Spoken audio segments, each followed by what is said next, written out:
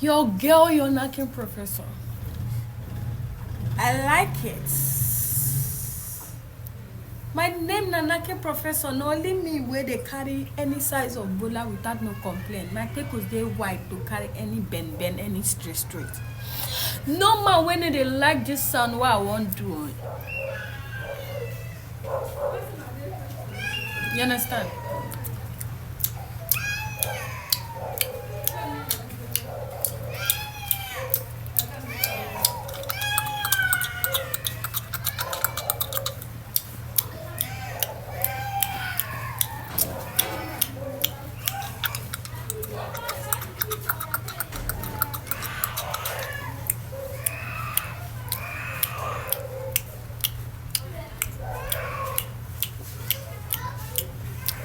Men need a resist sound.